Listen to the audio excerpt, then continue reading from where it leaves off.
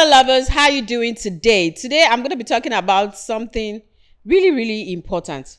Because I get a lot of complaints from couples, people who are married and those who are just in relationships saying that they are sexual, they have problems sexually, maybe their sexual urges do not match, or their sexual libido do not match, or the husband wants to do this and the wife doesn't want to do that. A lot of back and forth like that. So today I'm going to be sharing some questions and answers that you need to get out of the way before you get married to anyone or before you get into a sexual relationship. It's If Desire by Tiwa Says, and of course, I'm your pleasure coach. Don't go anywhere. Okay, so like I said, I'm going to be telling you some questions and answers that you need to get out of the way today. And the first one is, you need to ask your partner what sex means to them. Let me break it down. Some people are of the school of thought that sex is just for procreation. It's just for having babies. It could be the man, it could be the woman. There are some people who think that way.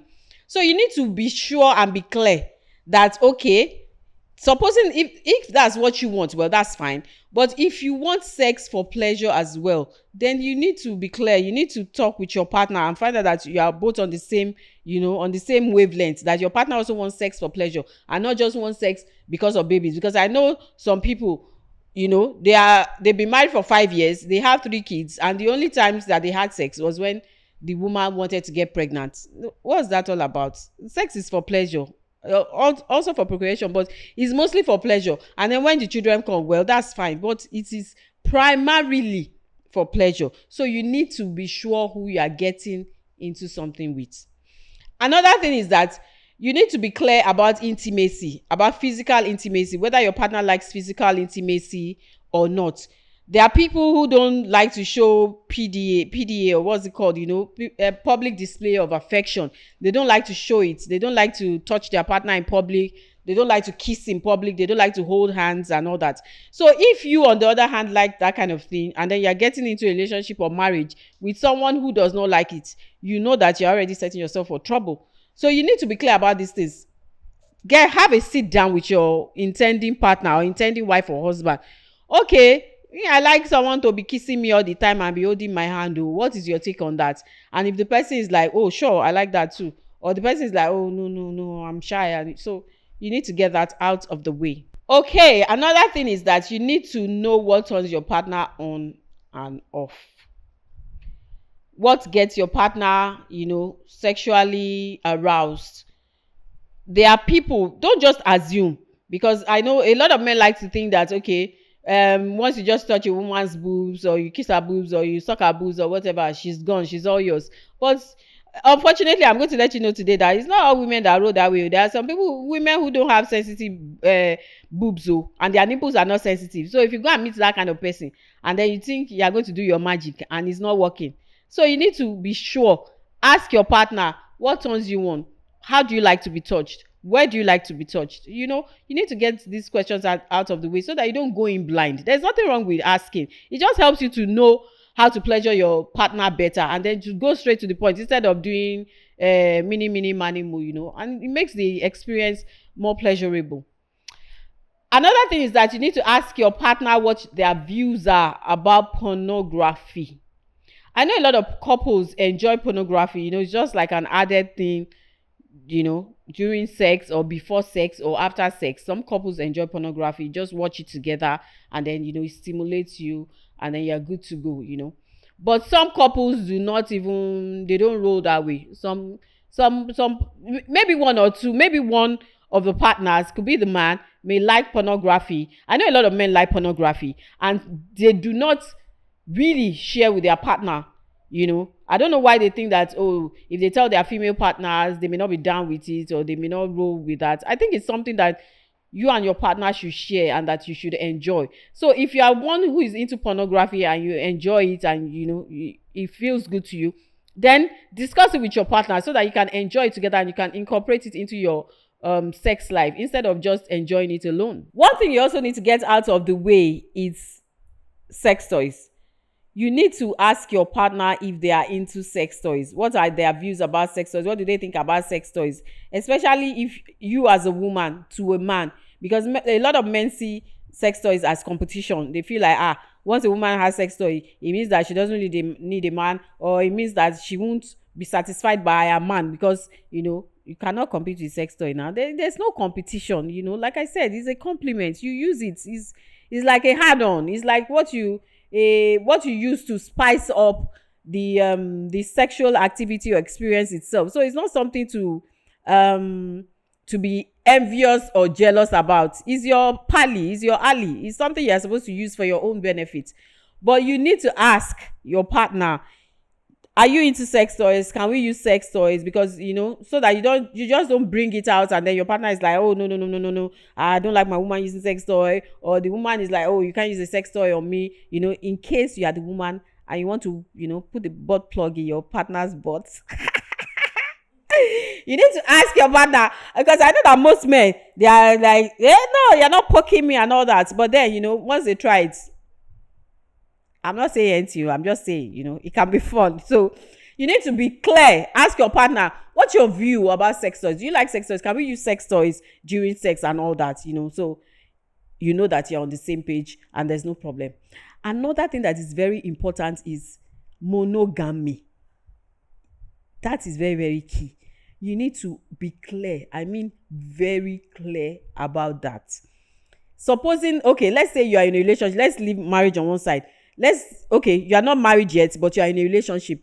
Be clear about what your partner's views are about monogamy. Are we sleeping with other people? Are we exclusive? Can I bring in someone? Are you open to threesome? Are you open to, partner swapping and all that? You have to be clear about these things. They are not things that you should be hiding, like, I can't talk to my partner about. No. If you are in a relationship with someone and you cannot be open, I always say communication is key. Communication is very key. You don't even know, maybe your partner is even already thinking about that. Maybe she will like, maybe. So why don't you guys put everything on the table and then just discuss it? What's your view about monogamy? Can we sleep with other people? Can we bring other people in? If your partner is like, no, we can't do that. Oh, yes. Oh, I'm all for that. So you are on the same page. It is very important that you are on the same page so that there is no problem along the way. Okay, another thing that is almost as important as whether you like sex or not, is, especially if you are married couples, is children. Do you want to have kids? Because a lot of people these days just go into marriage blind with assumptions like, oh, I'm getting to marry. Okay, I'm getting married. We are getting married. You've not asked your partner. You just assume, like, especially the female partner, you just assume that, okay, because she's a woman, she will want kids. Hello, this is 2024. Not every woman wants a kid. Not every woman wants to go through childbirth. Not every woman wants to be saddled down, taking care of any child. So you have to be clear on that. Ask your partner, do you want children? Me, I want children. No, I want like 6. And your partner is like, no, I just want 2, because that causes problem as well. The number of children. I want 2. Oh, I want 6. Oh, I want just 1. That has caused a lot of marriage breakups. I know a lot of people who have gotten divorced because of that, because maybe one of the partners just wanted 1 kid and the other one wanted 3, or one wanted 2, and just that disparity. So be clear about children. It is very, very, very key. Be clear that, okay, do we want to have kids? Then how many kids do we want to have? It is very important. You also need to know about your partner's sexual health. And when I mean sexual health, it is a lot. It's all encompassing, from knowing whether your partner has any sexual dysfunction, like maybe your partner, especially the males. I've heard stories of men who know that they are not up to the task, who know that they cannot perform, they can't have sex, they are impotent, and they don't tell their partners. And they use the guise of, oh, I'm a Christian, we don't have premarital sex and all. And then wedding night, when you are supposed to, all those keeping, you are supposed to be full to the brim and ready to offload. The thing will now not do. The thing will now not happen. It is very, very unfair. Men, it is very, very unfair. You shouldn't do that to a woman. You know you have issues. You know your issues. Solve your issues. And then it's even possible for you to meet a woman who will say, okay, I don't mind your issues. Maybe I'll sort myself outside or something. But don't deceive someone into marriage or even relationship for that matter. Say, and the person is expecting that, oh, we're going to be having sex. And maybe, God help you, the person even likes sex. And then you just enter the relationship and the woman is like, there's no, and she sees that you can't do that. And then what do you expect her to do? Of course, she's going to go look for this thing outside now. So please, that is important. Let your partner know whether, okay, you are a 2 minutes noodles person, or you can't even do at all, or or whatever the problem is. Tell your partner. And then if you've also had issues with some form of STDs or whatever, or hepatitis and all that, those are things that you need to tell your partner. It is unfair for you to just go in blind. I mean, to just go in deceiving your partner, or not telling your partner what your status is. Like, oh, okay, I have hepatitis B, or I have, you should let your partner know about these things, and you should also let your partner know if you are interested in family planning. It's not even interested in what form of family planning that you guys should take. Because I know some of the time the men leave it to the women that, okay, it's the women that should sort themselves out, it's the women that should think about those things. But it shouldn't be. As a couple, whether in a relationship or in a marriage, if it's a relationship that, you've not gotten married, or one that has led to marriage, it's something that you guys should discuss together. So you decide on which best method to take. Okay, whether it's the woman that will be taking injections, will be taking the pill, or it's the man that will be using a condom. Or in a case where, it's a couple that have been married for a while, maybe the man wants to have a vasectomy and all that. I've heard of situations where a man has a vasectomy and he does not tell his partner. Why will you have a vasectomy and not tell your partner? And maybe the woman is even thinking, oh, she wants more kids. But you have had a vasectomy and you did not tell her. And, she will just be hoping on hopelessness. These are issues. These are things that, as a couple, you should talk about. Then you should also talk about your fantasies. And please don't look at me that way. Everybody has fantasies.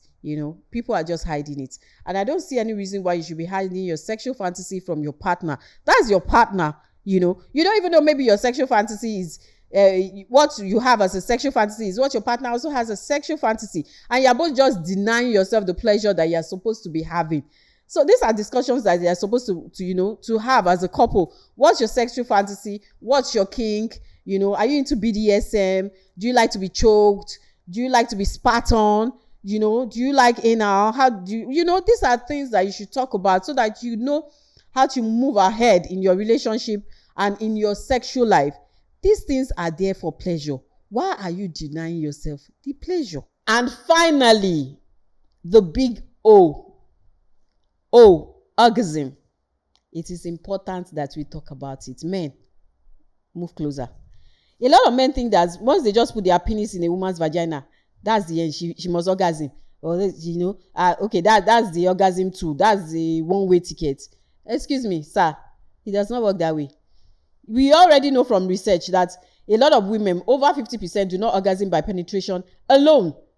So don't expect that just because you are, penetrating a woman, she will orgasm. There are lots of ways that a woman can orgasm. And I have heard stories of women who have been married 5, 10, 15 years, and they don't even know they don't know what an orgasm is. Excuse me. Men, what are you guys doing? When we say sex is not just for the man. It's not just for the man's pleasure. You should be concerned about your woman's pleasure. And then you should know your woman and know her body. And you should find that if she does not orgasm through penetration, she will definitely orgasm through oral sex. They no born the woman. She will orgasm through oral sex. If you do oral sex the right way, if you eat your woman out the right way, and not just spitting and putting saliva or whatever, do it the right way, consistently, without jumping and moving and follow the cue, follow your woman's cue, ask questions. Is it like that? Do you like it like that? And all that, make your woman's pleasure priority now. Your own is sure. They will definitely come. You will definitely come. So make your woman's pleasure priority. Once your woman has come, she has come by oral sex and all that, she can still come later, through penetration, because that place is already orgasmic because she's already come. So it makes it easier to have a second orgasm, as against just penetration and thinking. And then please do the work, do foreplay. I beg you, do foreplay. Don't just think that, okay, once you are ready for sex, just grab her boobs like this, bang bang, and then please, men, you need to learn how to finger. This is a lot. You men need a master class. You need to learn how to finger a woman. It's not just, those are inner chamber. You don't just do it anyhow. You need to know, it is an art. You need to know how to poke, where to poke, how to turn and all that. It's not just faka, faka. The way you do penetration, it's not going to work that way. So you need to learn these things and then treat your woman right and make sure that your woman orgasms. It's not just about you alone. Make sure if you find out that she's not orgasm, or she's not having an orgasm or climax, or she's not enjoying sex, find out what she wants. Let your woman stop faking orgasm for you. Men, you women are faking orgasms because they don't want to hurt your feelings, or they feel like, oh, you are not patient enough. Because let's be frank, some men are not patient enough. Like, how many men are patient enough to give a woman head for 30 minutes? Some men will be like, you can't do that. You just give the woman head. Maybe it's when she's even just about climbing that mountain. You are finished the head. You don't want to go the long haul. You now penetrate. You have cut this thing short for her. Give her the head till she comes. And then you can go ahead. And then you can enjoy the sex. And then you even see another side of your woman that you have not seen before. Because, it will be a different vibe. Because she has come, and then she's also open to coming again. A woman can come several times if you know what you are doing, if you do it right. So please, that orgasm is very, very key. The women have told me that I should tell you men. It is very, very key. A lot of women are not having orgasms. They are just having, sex for the sake of sex, or just to pleasure the man, and it's not supposed to be.